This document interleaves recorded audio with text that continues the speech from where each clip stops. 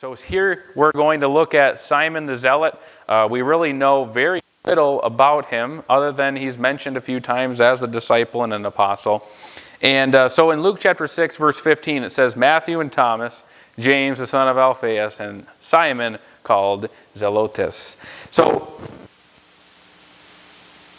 Simon, the Zealot, we have to understand who the Zealots were and kind of what went on with the Zealots. So little history background to give us some ideas. The Jews hated Roman oppression. Even while the Jews were clearly under Roman rule, Roman tyranny, Roman law around the time when Jesus was on earth, the Jews were so prideful and hated the Romans so much that they would not admit that they were under Roman tyranny and Roman oppression. Roman soldiers were marching up and down the streets. If a Roman said, do this, and you said no, if you were a Jew, you would be beaten or even killed. They had to pay taxes, not only national taxes, but also taxes to the Romans. The phrase, all roads lead to Rome. They had a toll booth set up on all the roads. So they were clearly under Roman oppression when Jesus was on earth, were the Jews and was Israel. But they would not admit that they were under any oppression. Notice flip over to John chapter 8, verse 33. That's a crazy thing to say because, of course, right then and there in that day they were under Roman oppression. They said they had never been under any kind of bondage. Maybe they hadn't studied good in their history books when they were in school that they had been in Egypt under the Egyptians for 400 plus years. But in John chapter 8, verse 33, just gives us a little sliver into the kind of the heart and mind of the Jews of the day. They answered him, Jesus, we be Abraham's seed, and were never in bondage to any man. How sayest thou, ye shall be made free? Well, they were in bondage at the time. They also had been in bondage many times in the past. We're going to be in the future as well. So we just get the idea that the Jews were not happy that they were under Roman oppression. A little more about how the oppression and Roman rule came to be. In 167 BC, so 170 years before Jesus came on earth there was a ruler named Antiochus. He offered a pig on the altar in Jerusalem. Obviously horrifying, just having bacon in the temple, which according to Jewish law, that was a big no. Pigs were unclean, and so that was just a big slap in the face to the Jews. 5 brothers with the last name of Maccabees, that may ring a bell to you, led a revolt after revolt after revolt against this ruler Antiochus until finally they overthrew him. But then about 100 years later in 63 BC, Rome just marched right into Jerusalem. Of course, a much bigger force now at that point than the Greeks. And they captured the temple, and for the next 68 years, the Jews were going to be Jewish terrorists, were called zealots, and they were going to constantly raid the fortifications and the strongholds that the Romans had in Jerusalem. So this fanatical resistance against the Greeks and then now the Romans by the zealots played out during Jesus' earthly ministry. So Simon the Zealot, Jesus chose him as one of his disciples. He was a Jewish terrorist, and he became an apostle of Jesus. So let's take a little bit more deeper look at Simon's background. Simon, of course, was known as a zealot. I'm going to have you flip over to 2 other passages, Matthew chapter 10, verse 4, and Mark chapter 3, verse 18. So we read Luke chapter 6 already, verse 15, where it says, Matthew and Thomas, James the son of Alphaeus, and Simon called Zelotes. You're also going to have 2 more occurrences in Matthew chapter 10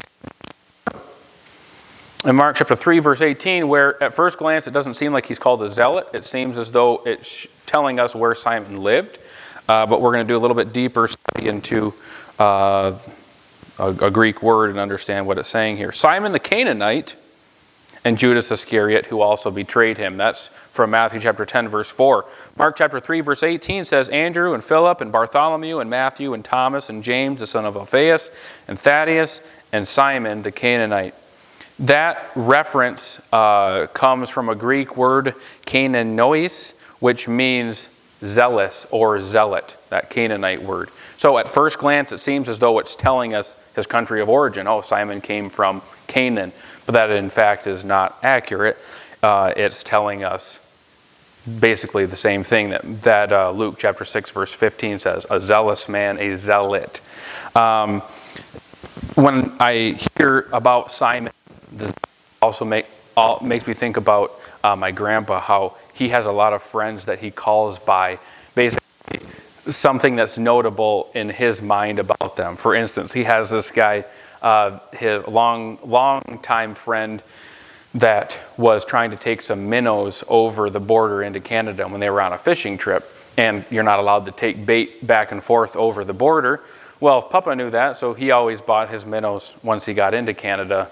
My grandpa's friend didn't know that. So he had a bunch of minnows in his live well in his boat.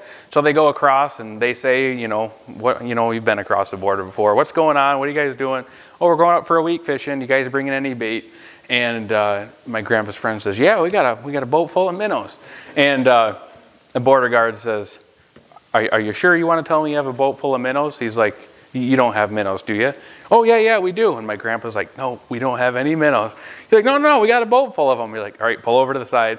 They had to tear their whole boat apart and all that kind of stuff and make sure they didn't have any other contraband. So from that time forward, my grandpa calls this guy not by his name. He calls him Minnow Man. All right, and that's just his nickname. He's forever known as Minnow Man. There's another guy.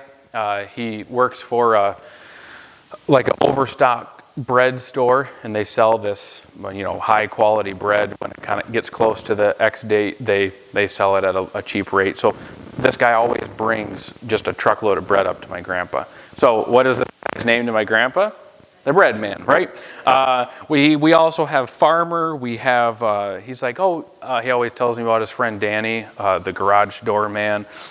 We have the rod guy who builds his rods. And probably when he's telling people about me, he doesn't say Drew. He's like, my grandson, the one that catches bigger fish than me, that was for him. He's going to watch this later. So I had to throw that in there. But Simon the Zealot, he clearly, that was what his life kind of surrounded by, because every time they mention, hey, here's Simon, they always tack that onto his name. So he clearly was a zealous zealot. He was one that wasn't just like a side gig. I mean, he was full out fighting against the Romans. So let's take a look at Simon's character. If he was, again, we don't have a lot of insight into him specifically, but we know in general, because we know what a zealot was, we would understand that he would have been looking forward to a Messiah, not necessarily for salvation, as much as they knew that the promised Messiah was going to be the King of the Jews, right? And they were just ready to be out from under Roman oppression. They also hated Roman taxes. He would have followed Jewish law, and he would have been waiting for Jesus. And when he met Jesus, he would have been most excited not for the cross and for the resurrection and the ascension. He would have been excited to see Jesus set up his earthly kingdom, right? To tear down the temple, build it up in 3 days again, in his mind thinking the physical temple. In Acts chapter 1, verse 6, after Jesus, he's crucified, he comes up from the grave, he's talking with the disciples and the apostles, and in verse 6 of Acts chapter 1, they ask him, when they therefore were come together, they asked of him, saying, Lord, wilt thou at this time restore again the kingdom to Israel? I can imagine that Simon was very interested in Jesus' answer. Maybe he was one of the ones that were kind of conferring back and forth and asking, what should we ask Jesus before he leaves? Well, let's ask him when he's going to build the temple. So that would be something that would have been very clearly on his mind. Simon's faith, we're not told when or where Simon was called to follow Christ, but it may have been that he was attracted to Jesus because Jesus was a very popular person in the town, in the place. He was maybe the zealots viewed him as a potential leader. Maybe that because after all, he could perform miracles.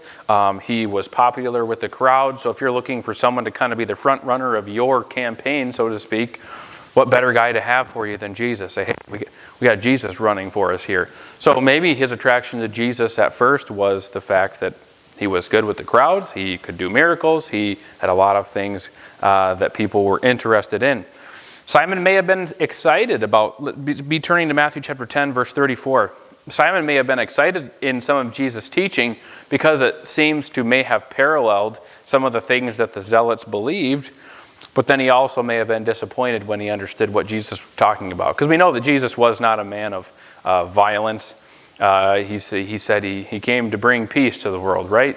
And he came to do his Father's business. He didn't come to blow the place up, so to speak, which is what the Zealots were trying to do. But in Matthew chapter 10, verse 34, I could see maybe where when Simon hears the beginning of Jesus' teaching here, he would have been a little excited. Jesus said, "Think not that I am come to send peace on the earth. I am not come to send peace, but a sword." Ooh, Simon sits up in his seat. What is he going to say here? "For I am come to set a man at variance against his father, and the daughter against her mother, and daughter-in-law against her mother-in-law." A lot of times that happens anyways. "And a man's foe shall be they of his own household. He that loveth father or mother more than me is not worthy." So what was he saying there? Well, did Jesus come to just make everyone angry with each other? That kind of seems to go against mostly what Jesus was teaching. He's talking there, of course, about the gospel and how that the gospel ought to be something that is a unifier, right? If everyone were saved, if everyone were following the Bible and following Christ, that would be a great place to live, would it not be? And we're going to all be there one day in heaven. But Jesus said that's not going to be the case. I'm teaching you the word, but the gospel is going to draw some, but it's also going to push them up.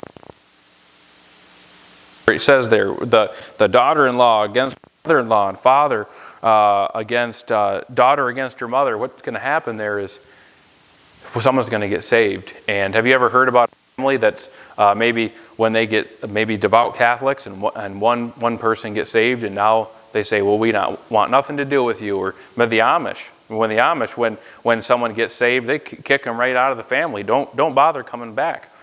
North Star Baptist, we supported the Koblentzes. They were missionaries to the Amish. He was raised Amish, got saved out of the Amish community, and they said, don't bother coming back because you're no longer a part of our family.